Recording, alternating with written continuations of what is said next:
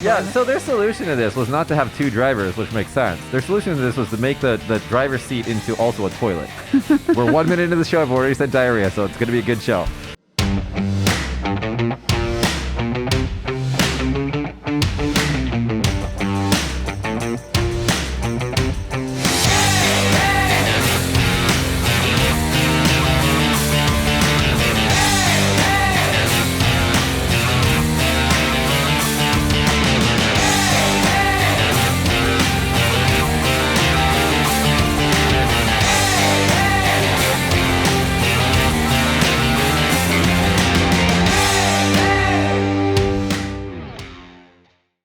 Hey everybody, welcome back to Small Talk Japan. On this program, we talk about all things Japan in English. My name is Mitch, and these are my hosts. Natsuki. And Alex, hello. So today's topic we want to talk about is the Japanese workplace. Now, we've talked about this before, but it's not just the workplace. It's how the difference between how Japanese people and Western people view work. And the reason why we're talking about this is because there was a recent story in Japan about a JR driver. Natsuki, do you want to tell the story? Please go ahead. A JR driver who had to take a crap, like really bad, maybe like explosive diarrhea. We're 1 minute into the show, I've already said diarrhea, so it's going to be a good show. He was driving the Shinkansen, the Japanese bullet train, which travels at 175 kilometers an hour on that point. I think max is out at 300 or something.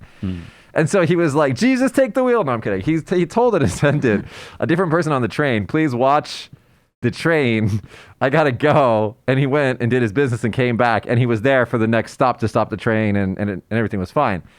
But the incident was reported, and then the media got a hold of it, and the driver had to come. Do you call it conductor? Train driver. A conductor is somebody who takes the tickets, right? I don't know. I don't Yes, come from a train that is culture. correct. Driver.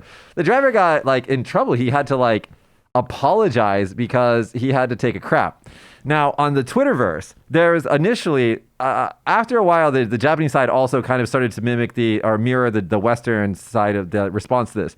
But at first, the Japanese side was like, oh, what an asshole. He was negligent in his duties and he should be punished. And it was this samurai culture response to him. Whereas the people on the Western side of Twitter were saying oh my God, one, JR is so stupid for only having one driver in the train with hundreds of people on board. How irresponsible are you? And two, that poor guy who had to take a crap and he got to apologize in the media for taking a crap. Now, eventually the Japanese side also started getting more reflective on the story. And then they started saying, that's kind of ridiculous. And maybe it's because JR has to have budget cuts in recent years. And so that's why there's only one driver on board and blah, blah, blah. But it made me start to think about the difference between Japanese and Westerners feeling about work. And so today, it's going to be Alex, who's a non-teacher, because we don't really want to talk about English teachers in Japan. It's kind of a special little bubble. He has a career in a Japanese company where all of his correspondences, all of his communications is in Japanese. He's held to the same kind of standards or even higher than, Japanese workers. You got Natsuki, who is a Japanese person who works in a Japanese environment. And you got me, who is foreign, but owns a business, two businesses, and then has to kind of maneuver within the business world. So we want to talk about the differences in the way of thinking about those worlds on this show. So first I want to start with Natsuki. Natsuki, tell me, now you've never worked abroad. No. But you kind of understand a little bit about the differences between the way that the Japanese people think about work and Europeans and especially Westerners think about work. Maybe. Tell me, let's just tell us a little bit, what do you do for your job? You don't have to tell the company name, but what kind of work do you do? I help HR people. I introduce students to the company who wants to hire students. I mean, new graduate students. So you connect businesses with new college graduates. Right. Tell me, would you say that your company is a kind of a forward-thinking, progressive company, or would you say it's more of a traditional Japanese company? Absolutely progressive company. It's kind of Western. Company, yeah. Why do you say that? What would you categorize as kind of Western? Because the company recommend employees to do remote work these days. Yeah. We can work at home, and then we have holidays more than 120 days a year. A year. Do you guys work 6 days a week? 5 days a week. But because and the law, actually, company law has been changed, and the holidays, including more, it's actually 140. So it's kind of like 3 days off in a week now. That's in your company. Yeah, it's my company. Standard, though, I think that it's not uncommon to see Japanese workers work 6-day weeks. It's changed. Have you ever heard 働き方改革? Changing the way that people work. Right, basically. right. It's like a government program that's That they been going on started. for a couple of years. Right. Yeah. So before, working for 6 days in a week is very common. Yeah. But people were, start getting sick of it. Yeah, because when I first arrived in Japan 15 years ago, like all of my friends were like, "Oh my God, we work 6 days a week. You work 5 days a week. What's wrong with you?" kind of thing. It was like uncommon. And also zangyo overtime was just like a thing that everybody just assumed that they had to do. So law has been changed. We cannot work anymore over 10 p.m. So before it was normal to work even like after 10 p.m. But now the Japanese government gave their companies that we have to follow the rules, some Now, kind of rules. But they also have the term black companies, and those companies just don't follow those rules. Right. That's true. Can you tell me about you had this job that you have? I think is a very progressive and cool company. But before, you used to do like a saleswoman a long time ago. How was the working conditions there? Okay, so when I was working for a small company, I had to work 6 days a week, and the working hour was like not that long, but I have to be there even though I'm not busy. And then even like typhoon day, I have to be there.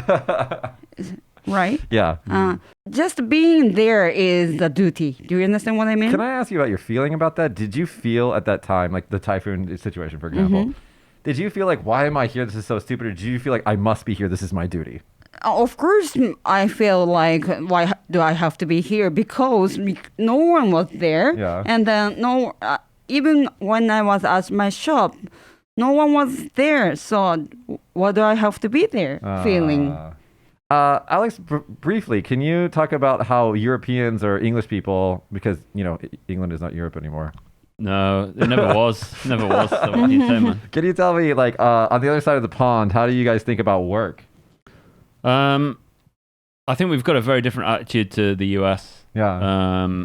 Mainly because of probably the Victorian era, Okay. when holiday weekends and things like that became a thing.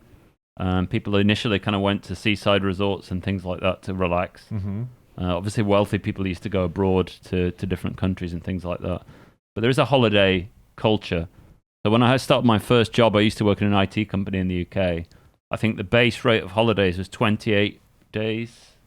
In a year? Yeah. So, like, in Japan, they would normally have, I think, 10 on your first signing year. You get 10 days. Yeah, like 10. What is it called? Nenkyu. UQ? UQ, yeah. So paid holiday. So we would get 28 as the basic. This is a like shinshain, like a new employee. And that would increase every year as well. So some people would be getting over 30, 40 days a year. I hear off. like in France and stuff, it's not uncommon to see people take 2 months off. Cool. 3 months Yeah, off. sabbatical type leave. You could do things like that. I mean, people from Europe who travel to Japan, for example, I see a lot of them, working in travel and tourism, like German people taking off 3 weeks and doing like a long stint around Japan. And a lot of them work in IT and things like that as well. Do you think that's because those industries are like profitable that they can do that? I think it's because they're profitable, and also they have to keep flexible to keep up with new innovations and things like that. So they're not stuck in the same business model all the time. They want them to like go out there and see the world and get inspired. And when they come back and are rested, you're more productive, right? You can do more, you can make more. And I think there isn't an idea of presenteeism like there is in Japan, maybe the US as well. It's like if you're the guy who's taking a holiday, you're lazy. You know what I mean? You're not working as hard as everybody else. So even when you had like 10 days pay, vacation, Yeah. did you use all of it? Yeah, of course, yeah. Cool, because Can you talk about that? because myself now I have like pay holiday for like 40 days, but I never used. I Right. mean, I used only for a few days when I'm sick. Right. So that's an interesting thing because in England we have sick leave as well. So you don't need to take your paid holiday, your annual leave. Technically in Japan they have byokyu, which Byokyu, they're supposed to use. But you don't do it because it's like bad form to apply for it. So usually what you'll do is use like UQ, your actual allotted days off.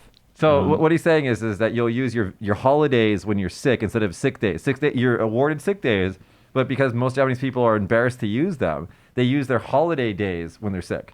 Well, actually, if you go to the HR department in a company and say, I want byokyu, you're going to have to give them a pretty good reason. In my company, it's like, I have a fever. Don't come in today. Goodbye. Well, that's the presenteeism thing, right? It's like you're inconveniencing everybody else, right? You know, you've not showed up at work, so you're not working. You know, there is a mentality of that still, even with this hatarakikata kaikaku, where they're trying to change the way people work. You know, people's behavior doesn't change just because somebody's introduced a new, proposal or something like that. So isn't that also why that they've introduced things like, that these, like some companies have introduced policies that they have to take off like 5 days a month. Yeah. If they don't, they get in trouble. Yeah, we do that, yeah. Yeah. So we have to force them to do it, otherwise they're not going to do it. But then when they do it, they're happy that they've done it. I think so, but I think the attitude to holiday time here is slightly different than it is in the West. Okay. So I've got a feeling that Japanese people don't necessarily know how to use holidays effectively. Okay. Do you know what I mean? Yeah, I know what you're saying, but can you elaborate? Well, it's like if you're working, long hours, working very hard in a typical kind of office environment, and suddenly you've been made to have time off. Yeah. You're kind of exhausted from work, and you never spend any time at home anyway. So they just tend to stay at home and watch TV and stuff like that. Some people will get it together and, put a trip together or something like that.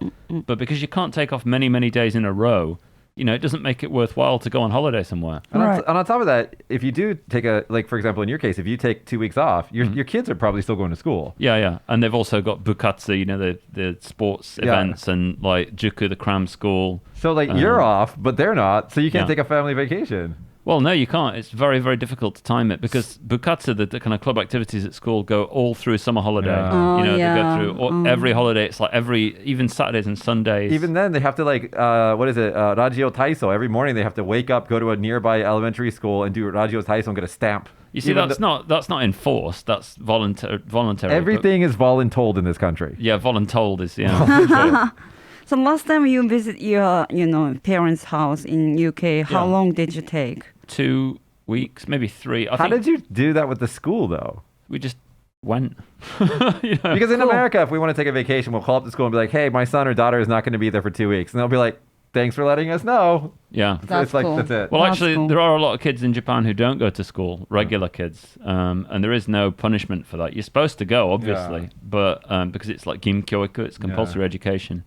But there are a lot of kids who can't go to school because they've got family issues, they've got personal problems, and they're just kind of ignored. And they will go up to the next year as well, automatically. I know 4 or 5 kids like that.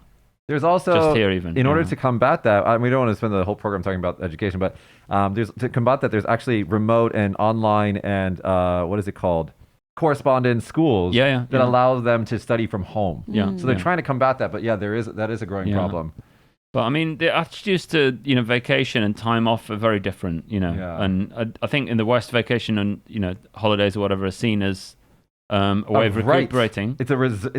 It's a deserved right. You've earned it. But it is a relatively new right culturally. I mean, it's like it's maybe 200 years old. Maybe it's even less than that in America. Yeah. So I mean, before that, you just worked because it was your responsibility, and Sunday was God's day. Religious day off. So church day, go to church. Yeah. So Japan has got to change a little bit, but it's going in the right direction, definitely.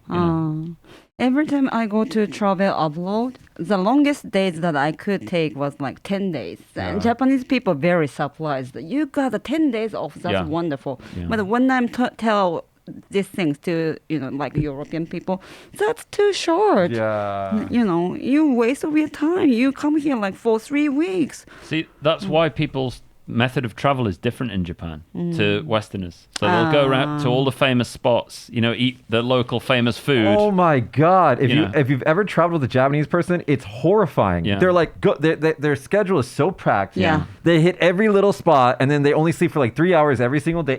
it's torture. Yeah, yeah. Why the hell would you do that? スタンプラリーみたいな。 Yeah. How do you say that? Stamp rally? Is So that like English?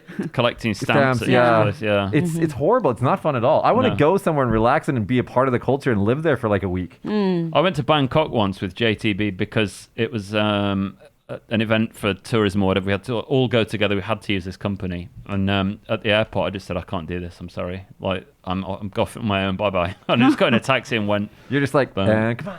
Yeah. and he's Where is he? disappeared. Where is he? Yeah. They were like, that really threw him That for a only loop. works because you're Gaijin. If you're Japanese, Oh, yeah, they they come would- down hard on you. That would never be Yeah, accepted. if that was me, I will be like very bad person. You'd have to Yeah. dogaze at work the next day. But shave your I head. crushed it on the sales. I will tell you that. That's the you know thing what is like, if you have results, Yeah. most of the time it's okay, but I don't know. Getting back to like, so we talked about holidays. Let's talk about work culture. Natsuki, when you're in a big company now, you got a lot of employees, right? Do you feel like these people are like your colleagues that you kind of keep a separate like a distance from, or do you feel like they're like family? Still, some people I feel very close, but most of them like far away person. I don't even know who works there anymore. Is this because you're doing remote work largely, or is this because your company's just very compartmentalized into little sections?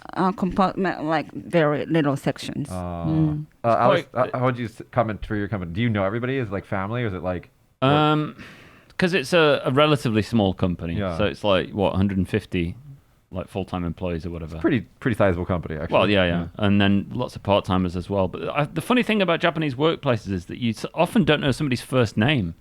You know, it's really weird that. I always had a weird Mr. issue Smith. with this. Mr. Smith. Or, So it's like nani nani bucho, yeah, kacho, their Right. title, jicho, whatever. shacho, And you Gijicho. think, what is his name? You know, I mean, our company's actually fairly close comparatively, I think. Yeah. But again, it's kind of hard to make, especially Japanese men. It's harder to make relationships with because a lot of them kind of went to the same schools. You know, they know each other, like Dokyusei and stuff like that. Same graduating year, same class Yeah. peers. I don't know how to say that in English. Yeah, same year at school or whatever. What But people call you, Brad Shou-san? it depends. They who probably it call is. you Alex, right? A lot of people just call me Alex. It's weird because Japanese are always referred to by their last name, but foreigners, we always get first name. Right. Yeah. I've had it before at different companies, not my own company, but different companies going to them and they'll be like, oh, nani nani kacho yoroshiku onegaishimasu. Nani nani bucho yoroshiku onegaishimasu. Alex yoroshiku onegaishimasu. You're just a character. like, You're like a what? Pokemon. It's like, this is the Pikachu. We What know is what you do. this? No, I've had it a couple of times, which is always weird. But I mean, That's weird, but that's if you say something about it, you're a dick, basically. So it's Yeah. better to just be quiet and let it go. But the thing is with cultural norms and things like that is, if somebody's going to say nani nani san to everybody, you say it to everybody. You don't exclude someone. But I actually fly Yeah. in the face of that. When people call me Michi-san, I say, no, I'm not San, Kun, or Chan. I'm just Yeah. Michi. Just call me Yeah. Michi. And on TV, they'd tie, everybody else was like, nani nani sama, on like little Yeah. plates. Mine was only Michi. Yeah, but I didn't want it. That's your character, though. Yeah. You know, if you're actually within a business environment, you know, there is I literally introduced myself as Michi in a fucking business environment. but there is a like sushiki as well. Yeah. You know, it is important in a larger organization to do that. But we also get away with not following That's the true. rules sometimes. That is true. Yeah. So I mean, it's like you can't have both worlds, right? Yeah. You can either be a little more free and not get the kind of same social respect. I don't know. It's not respect. It's something else. But yeah. So it's a bit of both. Acceptance, I think you're looking at. Acceptance, Yeah. maybe. Yeah. But I mean, we're not Japanese, so I think So part my thing is, okay, so that's working in a company as a foreigner, and I think me owning a company as a foreigner, you've done this as well yourself, but it's interesting because I'm allowed into worlds that a Japanese person of my standing and age would not be that's allowed very into. true. Yeah. Mhm. And so I definitely have an advantage over anybody who's my age trying to do the same thing. And because I stand out physically, like a lot of shachos just like to have me at their nomikais. So this allows me, their drinking parties. So this allows me access to all these different people. And so I always go into drinking parties thinking like, okay, who's important and who can I make connections with that'll like equal work later on. And so I definitely do use that. But there's a lot of foreigners that come here and if they establish their own school or something like that, they never take advantage of that because I don't think that, I think you and I do a good job of blending in but kind of standing out at the same time. Well, what you got to do is you got to know where the line is, Yeah. and you've got to know when you can cross it and when you can't. And sometimes you do need to cross it to stand out. But if you go too far, then you know it's all of a sudden you're going to be pushed right out of their circle of influence and like, you know, goodbye. But so you've just got to know how far you can push it, right? One of my favorite creative writing professors told me, he said, you can break grammar rules just as long as you know that you're breaking them. Yeah. If you don't know you're breaking, you're just making a mistake. That's just a screw up in your literature. But I think most people don't get to know the rules. That's why they struggle. You know, there's a lot of courses and things like that where people are trying to like teach you how to do business in Japan and stuff like. You see it for people in Tokyo a lot, who work at like Gaishke, like foreign companies trying to promote their product in Japan. And it's like, you know, the best way to learn it is by being in a Japanese corporate environment. Because you can literally just see it all around you then. Yeah. You know, and you automatically learn by osmosis a lot of the time too. Yeah. As long as you keep your eyes and ears open, you just learn it. We're also in a very unique position because usually in the room, we're probably the only foreign person there, almost always. So we're always having to speak in Japanese and be immersed in that environment. Yeah. But I have seen people go too far. So there's one dude I saw in a documentary in Tokyo, and his Japanese was phenomenally good. But he was just acting as if he was a Japanese guy. But he was a member of this company, and it seemed like he was a valued employee there. Yeah. But he was basically bringing himself down to the level of all the other Japanese employees. You know what I mean? Because the best you can be as an average Japanese person, I think. I don't know what his particular skill set was. Maybe he was really good at that. Yeah. But to me, it just looked like he was going a little too far. And like trying a little too hard, maybe. Because I don't know. we do bring a unique perspective into, you know, whatever we touch, right? Because we are the non-Japanese side of it. Yeah. And so if you just forget all that and you try to blend in, well, what's the point of you being there? They could just get a Japanese person. I was very impressed with his like chore though, his morning meeting stuff. I mean, he did it perfectly. Really? No mistakes whatsoever. Was he just born in Japan? It may have been. I'm sure he was American though. Because I was watching the documentary Hafu, and there was I think he's half black and half Japanese guy in there, but he looks totally black. But he just, if you do this, he's Japanese. Yeah. You know what I mean? So like, yeah. He didn't want to stand up. Stand out. Yeah. Yeah, I use it, man. I'm like, hi everybody. I'm this character. I'm like Mickey Mouse. Look at me. You know, I use it. Yeah, but you're the president of the company, so that you can do it. Yeah. But maybe if you are in the one of the employee, I don't know if you can. But do Alex that. does that. Yeah. He didn't do it at first. You didn't do it at first. Not so much. You no. won your company some awards first, and then you started doing it more. Well, yeah, I think it's based on performance as well. Based on performance. Our situation is slightly different, and also it's the travel and tourism industry. So also, your different. CEO is very forward thinking. Yeah. So it's like he's results based. Yeah. You know, results based. It's like don't really care where you work or how you do it, as long as you get the result and are able to prove that. That's not very Japanese. In Japan, if you have the highest sales, but you come to work consistently 15 minutes late every single day, they'll fire you. Yeah, that's like true. You're the worst employee, even though you have the highest sales, you have like the most clients, most client satisfaction, but you come to work 15 minutes late every day, they'll fire you. That's because you're not fulfilling your basic obligation.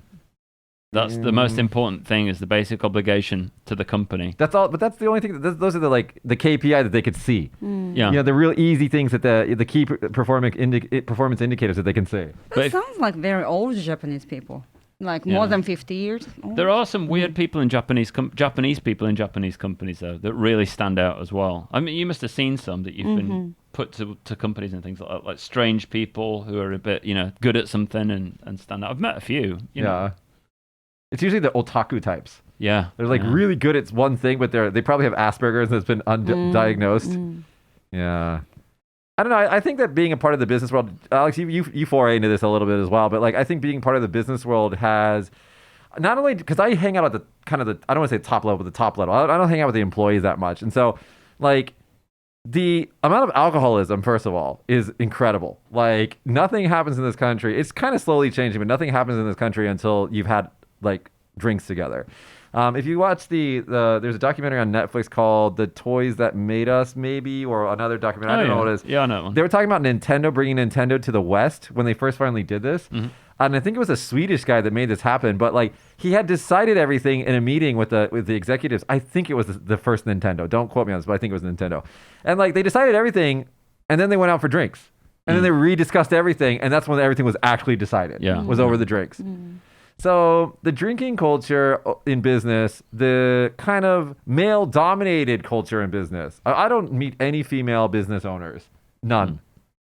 We were a little bit more countryside than most places, but I don't know any female like higher up people that are big in business. I know a few, but they don't go drinking like that. Yeah. Not often. because they've gone and forged their own kind of way of Yeah. doing business instead. So they've got a different network entirely. Women network, maybe. Yeah. That's more. Josh is pointing out Quantize, which is a fashion brand that has had 2 women, now one woman leading it, and that's different. It's the fashion industry, fashion and style and stuff like that. There's a lot of more women and then LGBTQ people, but like in normal business, it's just a lot of dudes. A lot of dudes. That's true. Yeah. But the drinking culture is about relationship building. So Yeah. if there's another way of building a relationship without drinking, like going to play golf or whatever it is, I don't know. Well, they play golf and then they go drinking, right? That's Old true. the old Scotty guy. Well, it's the same thing, isn't it? Yeah. But I mean, I always thought that was great, though. Anyway, I like drinking. So Yeah, I'm a good drinker, so it's fine for me. But if you're not into that, well, listen, my husband go to playing golf with the customers, but come home straight because of the situation. yeah, but that's just the situation now. Yeah. But he probably has a beer during, he like plays. right, that's right. Everybody yeah. does that. They go through like half, and then they get the beer, and then they do the other half. Yeah. Yeah, isn't that dangerous to do the golf with beer? No, it's only one beer. No, one. Only one. Seems There's like nothing. more. There's nothing dangerous at golf except for if you do it during a lightning storm, which I did once, which they had us leave. Oh my yeah, you God. should leave. Yeah, they're like, because most of the golf courses in Japan are actually shaved off mountaintops. Right. Yeah. Because there's no land, so they just shave off the top of a mountain, so you're really, really high up, and so that's where like the lightning is going to strike. And you've got a Yeah. lightning conductor in your hand walking around. or Yeah, something. once I visited the golf club in Kagoshima, our country, our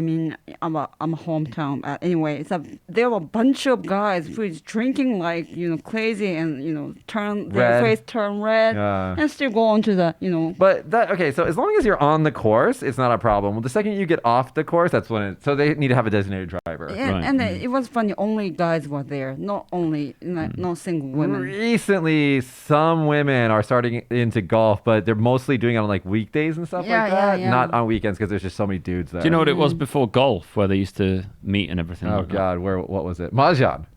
No. Tea ceremony. Ew. Yeah. Tea ceremony, green Yeah. tea ceremony. Yeah. I'm All s- senior business leaders used to meet at tea ceremonies. Right, How right. dry. Right, my dad once go to the practice class when he was young Yeah. for green tea ceremony. I cannot see that giant man sitting down and making tea. Yeah, I just that's can't. how he quit that, because he That's couldn't why do he couldn't do the Seiza for a Me- long time. Meiji kind of period, it was like all the intelligentsia and those kind of people. It showed you a refined, Yeah. you know what I mean? So it was a good image to have. But then obviously golf comes in. Golf's like a foreign sport, Yeah. so it's seen as being kind of refined and cultural. And like stylish. And it was like elitist as well in England too. Yeah. It's also expensive, right? Yeah. So that's like a barrier to entry. But Huh. now So- that what's his name won the green jacket. What's his name? Whatever. The Japanese guy won, and it was like, and after that, everybody was like, "Let's all play golf." Yeah. It's like the same. It's like Naomi Osaka when they're like, "Oh, let's all play tennis." Yeah. Yeah. Okay. It's like, whatever. Not anymore Yeah, though. everybody was crying when he won the tournament. I heard about it for weeks after that because I'm pretty sure that Tiger Woods or somebody was other famous golfers were in that tournament. Right. And I was just like, I don't care, guys. Golf is just not my thing. No, I'm not interested in golf. No. Yeah, he got the green jacket, so I think it's green. It's like it's to keep it for a year, and Well, then he just gets to keep a jacket. it's like the winner's jacket. He Right. keeps it for a year and then brings it to the next tournament, and he's got it's like a belt for like Right. I'd rather have a belt like a wrestler. That'd be cool. You are the champion of golf, and then like whack someone with a golf club and it bends. You know what I mean? and it bends. Jeez. Anyway, yeah. What were you asking me? Actually, I want to ask Natsuki about kuroshi. Can you talk about that? Kuroshi? Is What it- is kuroshi? No, not kuroshi. What's it called? Karoshi. Karoshi. Karoshi is people die because they work too much. Now that's a Japanese word, and it really maybe it happens in other countries, but it's really focused on in here in Japan. Can you because give us it- a famous case of densu? We're gonna shit on you, densu. Coming up for you. Then to one, Yeah. it wasn't karoshi actually. Many people probably karoshi in Dentsu, but the famous Suicide, story yeah. was like new employee girl suicide herself because maybe she was depressed from the work. But she was working so hard. Yeah, she was working so hard and she got depressed and she killed herself. Yeah. And that's become a huge society problem. It always takes like a beautiful person or a famous person to do something before they take anything serious. Mm. Like what was it? Who was the celebrity that got corona and died from it? And everybody after that was like Oh, Shimura Ken? Shimura Ken. And And everybody's like, "Oh, this is real. This is serious." Like Right. that had to happen to a famous person first. Mm-hmm. You know, I guess that happened in the West too because once, what's his name? Forrest Gump. Tom Hanks. Tom Hanks. Once him and his wife got it, everybody was like, Tom, no. He got sick. Yeah. I went to Dentsu once and they gave me a strawberry milkshake. Strawberry milkshake. Yeah. That's their thing apparently. Like, Really? they give you a strawberry milkshake with cream on it as like a... Welcome to Welcome Dentsu. to- They were like, this is Dentsu's Dento. Like, and I was like, okay. Did you like cool. pull the curtain back and see all the slave shops in the background? I saw lots of lights on the desk lights, because they turn the lights out at whatever time, 10 p.m. or 9 p.m. or whatever, and everybody just turns the desk lights on and keeps going. Oh, So, wow. but it's a massive building. It's huge. Wow. And I bumped into Yoshiki from X Japan on the bottom floor. Wow, cool. I actually walked into him. Yeah. Wow. Literally bumped into him. Literally bumped into Was him. he tiny? No, he's about the same size as me, I think. Really? He's tall. So there was like a corner, and I was going round it, and I just bumped into somebody and saw the feet, and he had like biker boots on, leather trousers. So I'm looking up like this, and I was like blonde hair and sunglasses. And he goes, "Ah, gomenasai, see what I'm saying?" Like, really nice atmosphere. And I was like, "I see what I'm saying." And then about 30 people came out like an entourage behind him, and he disappeared into an elevator. And I was like, "Oh shit, that was Yoshiki from X Should have Japan." taken a selfie with him. Yeah, I was like kind of shocked. Yeah. So yeah.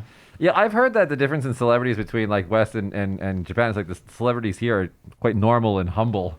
He and seemed polite. really nice. It was a Yeah. good thing. I bumped into Jamiroquai in London once. Jamiroquai. JK, sorry, from Jamiroquai. Oh. And he was a bit like aggro, but I mean, that's his personality, I guess. Dude, when I've met so many famous people living in Vegas, but the one that sucked, Carrot Top, coming for you. Don't like you at all. You are an asshole.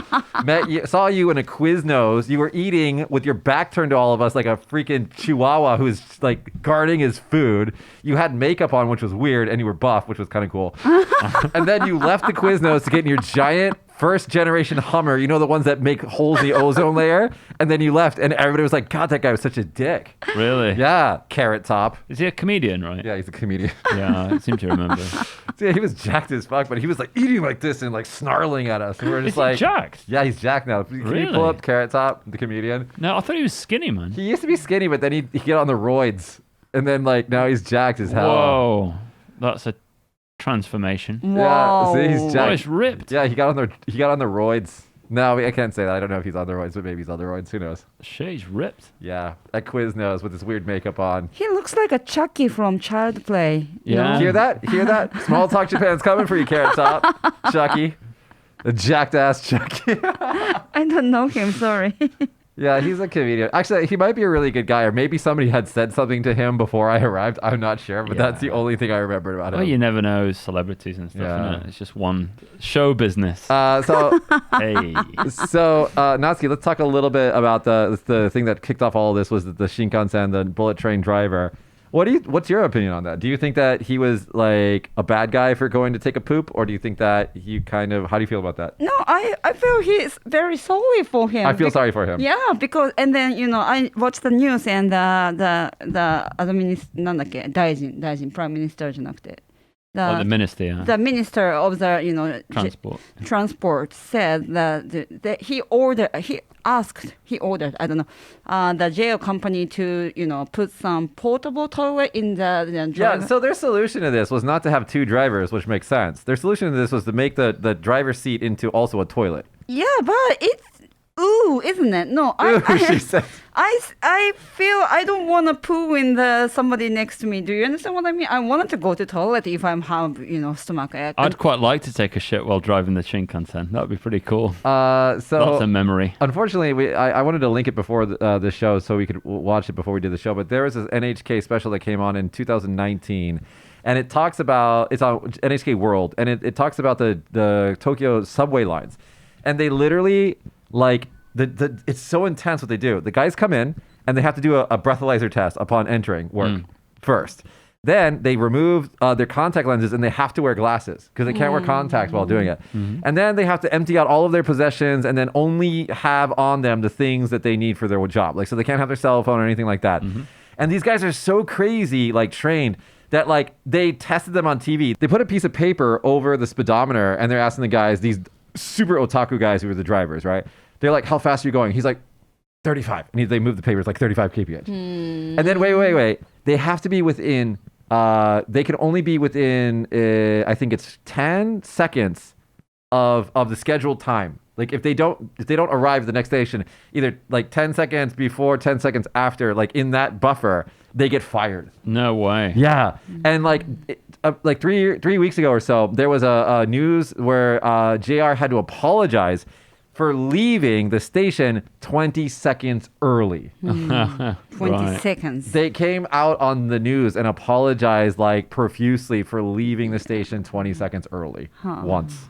I notice when you get on a plane as well, like the stewardesses or a train even, they do a lot of pointing when they're checking things like that. There's a reason for that. Because it shows that they've checked it. Not that also as well, but but focus vision or something. there's a reason for that. This actually makes them focus on what they're doing. Yeah, that's what I'm saying. Yeah. Instead of being like off in the, not paying attention. When you go to the kitchen, you don't know why you're there. Yeah. Like that happens a lot to humans, but if you're like forcing your attention, then you Even city tram drivers doing that. See, Yeah. Japanese people are good at that because it's a basic instruction. Like people in the West tend to get annoyed when you have to do something like that. Checklist Stuff. So when surgeons started hand washing originally, apparently not hand washing. I'm thinking of another example. When they started doing checks before surgery, like who the patient's name is, they have to say it to the nurses. Everybody says it, and then they say what operation they're going to do and what tools they're going to use and all that stuff. Doctors hated it apparently. Yeah. Because it's like the really intelligent people doing really basic. They're like, checks, we right? don't need to do this. Yeah, but like intelligent people do dumb stuff. So I've actually had this conversation, the exact conversation with Josh before about making checklists at work, and I was telling him that like doctors, the smartest people in the world, they make checklists for surgery, and pilots also. Yeah, it comes from pilots. Yeah, because if you don't do the whole check, I mean, it seems really basic and stupid, but like every time that they do the checklist, they're always finding problems and whatever. It saves lives. But that's what they do chore for Japanese companies, morning meetings. Yeah. It's like, who's present? What are you going to do today? Who is required for this task? And then when you finish the day, you do like Eigyo Nippo, whatever, Eigyo Nishi, and write a diary of what you did that day and what you're going to do tomorrow, and do that process over and over again. And it's really frustrating to do, especially in Japanese, because it takes double the effort for a foreign person to do it. But if you do it over time, it actually becomes useful because you think, well, this is what I achieved today. This is what my goal is for tomorrow. Well, we started doing that at our school. Shude, the end of the day meeting, we started doing that. Like I was opposed to it because I think like those kind of meetings are stupid. Yeah. And I'm like, just do your job, guys. Yeah. But then when we introduced that, I think only a week ago, we started introducing that you could start to see like problems that are being solved by the communication that's happening at the end of work every day. So. But I think like the problem is when people say something that's not constructive or useful, like they go, oh, so-and-so is present today, so-and-so is present today. You don't really need that. You can check it on a schedule. But if you're saying, well, I'm flying a drone today around the site, so watch out, everybody. It's going to happen from this time to this time. At least everybody knows then. Yeah. That's important. Yeah. So it's just being able to factor that into the morning meeting and stuff's important, I think. Yeah, I mean, to be honest with you, I would, if I were to say, are my businesses very like Western or are they very Japanese? They're actually a fusion. I actually like certain practices from the Japanese working world. For example, all of the staff clean the office space and the every day is cleaning at the beginning of work. And why is that? It's because it teaches them the respect for the place of work. Yeah. Where in the West, like you'll just throw shit away, make a mess, like somebody else is going to take care of that. I think some people's houses in Japan are dirty because they can't be asked to clean their own house when they get home because they spend all morning cleaning workplace and then they get back home and they just don't want to do it. Probably just dirty people in general. Yeah. But I mean, also another thing, like I really like this, but this is not for everybody. But like nomikai, like going out to drinks with your friends. In Silicon Valley, this happens a lot now, where they'll like have a hard day and they'll all go out for beers. And when you're at that table, when you're having beers with each other, that's when ideas get born. Yeah. And you get that. They actually forced this to happen in the new Apple's One Infinite Loop like headquarters, where they only have one area where the people can eat. And so all of the employees from the entire facility, which is huge, by the way, all have to come to this. Now it's a little different, but when everything's over and everything's fixed, like they'll come and congregate in the one place, and it forces them to have chance meetings where ideas are born. I think the problem with Japanese nomikai is though that it's very regulated still and formulaic. You've got to wait for like kanpai and everything like that, and you've got to keep filling up your superiors' drinks. We don't do that at our company. It's just a bit of a nightmare. But we just get into fights. I'm kidding. Little kidding. Sounds like very formal nomikai. Yeah, we have to wait for kanpai. But, you know, small nomikais are not like that. Yeah, but when you go with your shacho or something with your CEO, like that's usually how it turns out. It's like, Okay. everybody be on your best behavior, but Where do we sit? Don't sit in the wrong. I just sit anywhere I want. I don't care. then they'll move you. Alex, can Yeah, you come move over me out here? of the way. Whatever, sure, okay. Yeah, Can I sorry have my about that. beer? I apologize. All right, guys. If you guys at home want to know more specific things about work life in Japan, or maybe questions for myself or Natsuki or Alex, let us know in the comments section below. We are going to continue to do videos this style. We kind of changed from a couple episodes ago, where we have like a TikTok schedule where we have the full episode that comes out. I think American Saturday. I think it is, because I think it comes out on Sunday here. Whatever, it comes out on the weekend, and then the highlight reel comes out in the middle of the week. So it's going to be like these 2 episodes. So don't be confused by that. Tell us what you guys think about that. If you like the highlight reel, if you don't like the highlight reel, if you don't care, just let us know, because it does take extra time to edit them. But sometimes you guys tell us that you have a short period of time you want to listen to the episode. So it's going to be like the highlights of the episode in under about 8 minutes. So Nice. let us know. Also, for those people who are listening to the podcast, make sure that you rate us on Apple Podcasts. I think it is, Mr. Josh there. Give us a rating, give us a review. And if you're watching us on YouTube, make sure you hit that like button and subscribe to us to never miss an episode. If you guys have any suggestions for future episodes, just let us know. That's been today's show. So we'll see you guys next week. Bye, everybody. I'm going to take a shit now. Bye.